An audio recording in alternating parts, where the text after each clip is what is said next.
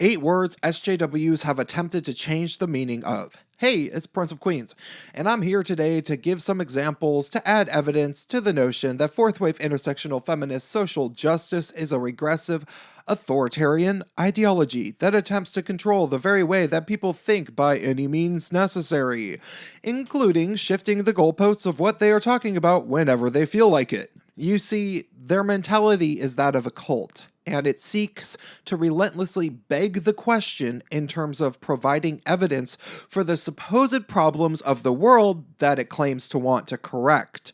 For example, they'll say everything wrong in the world is the fault of patriarchy. And how do we know that? Well, because the majority of leaders and most wealthy people in the world are men.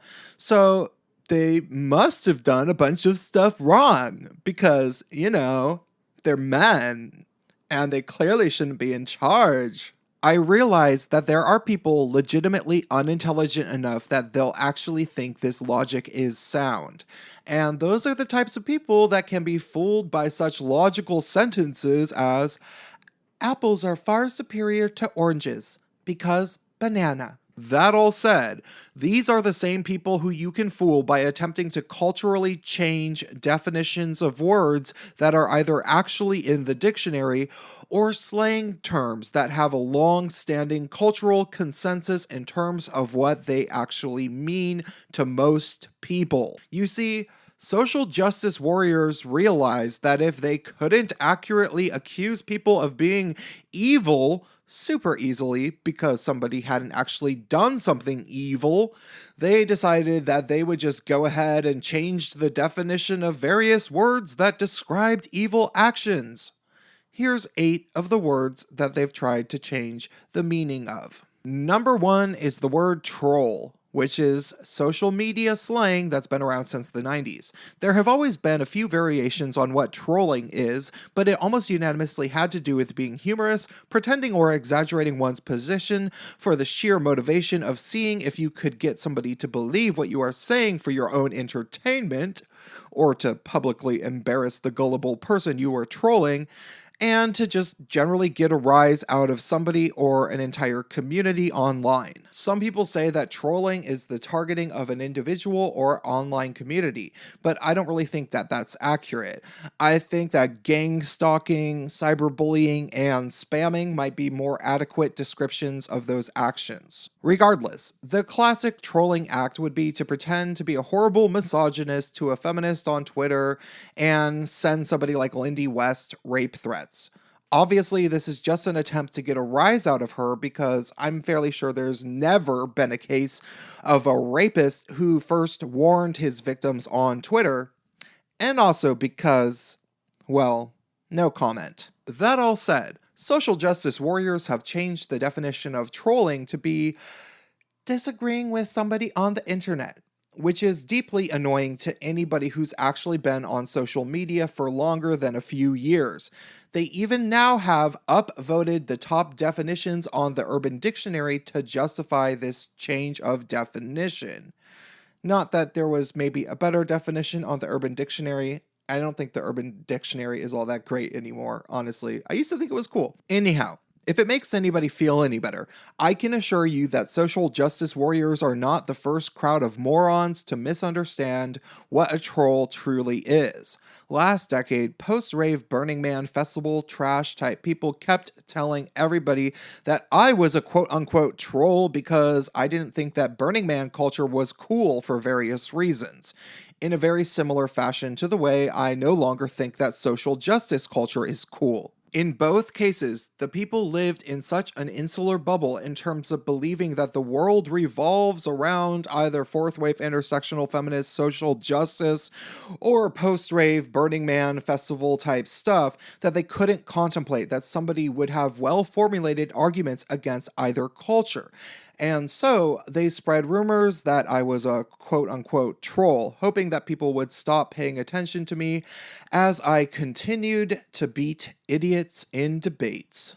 The second word SJWs have tried to redefine is vitriol. Vitriol is defined in the dictionary as cruel or bitter criticism, which to me seems rather specific. For example, I wouldn't consider it a stretch to call Milo Yiannopoulos vitriolic because of how often he says super mean things about people's appearances, etc. However, SJWs have extended the definition of vitriol so loosely that they will, again, accuse basically anybody they disagree with of being vitriolic. Good friends of mine who are SJWs have accused my channel of being vitriolic, and while I'll admit that I can be a bit of a cunt, when have I ever really done anything explicitly cruel? I don't even make response videos hardly ever. Maybe I am a bit bitter, but I'm almost never cruel. Come on. The third words that they've changed the definitions of in an effort to move the goalposts and entrap people into succumbing to their ideology are obvious: racism and sexism. I'm doing these together because they changed them in the exact same way. They say that racism has to equate power plus prejudice, and they basically say the same about sexism. And then they say that men and white people have all the power, which is a rather disparaging thing to say about racial minorities and women if you think about it, so much so that I have talked about it in numerous other videos. And I'll move on. The fourth word they've changed the definition of is something that shouldn't even be a word at all, which is mansplaining. Mansplaining was supposed to be slang for when a man is condescending to a woman about something she knows about.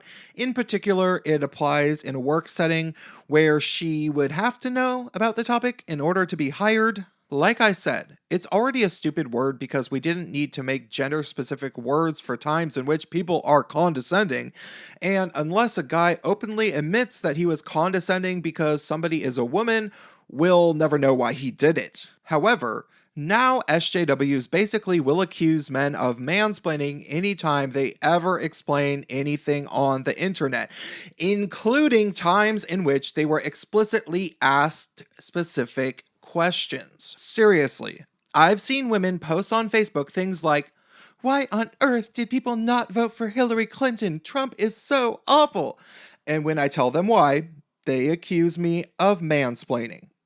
So again, this word was already stupid, but it has ended up being flagrantly anti-intellectual because it's just a sexist and bigoted silencer. It shuts down productive conversations. The fifth word they changed the definition of is problematic, which used to mean illogical. Now it just means immoral according to fourth wave intersectional feminists. And morality to them is subjective, and they get to define it according to whatever whims they want to follow, of course. Word number 6 that they've redefined is harassment, and generally this is just in relation to women on the internet. And when I say women, I really do mean feminists. I have been accused of harassing my own feminist friends on Facebook by linking them with relevant news stories to what they were talking about on their timeline, simply because it disrupted the narrative that they were peddling. This is just my anecdotal evidence, of course, but men have been arrested and put on trial for criminal harassment for disagreeing with feminists on the internet, like in the case of Stephanie Guthrie versus Gregory Allen Elliott in Toronto.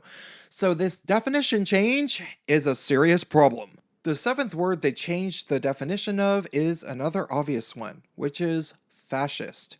Basically, the word has been stripped of all meaning and is now used to, again, describe anybody that they disagree with. Even creepier, if you look at Google's definition of it, they relate it explicitly to the right wing, which is not the definition that is in any other dictionary that I know of. This is creepy and weird. The eighth word that they've changed is kind of trivial, which is that literally has literally been changed to usually mean figuratively, because literally is supposed to mean that something is actually 100% non-metaphorical and precisely what one is describing. So when somebody says Trump is literally Hitler, they are literally wrong. Okay, there are several more words that SJWs have attempted to change the definitions of, but I figured those would be good for you to get started with, but you should go look for more of your own. And of course, drop me a comment, support me on Patreon if you think I'm entertaining, and stay tuned.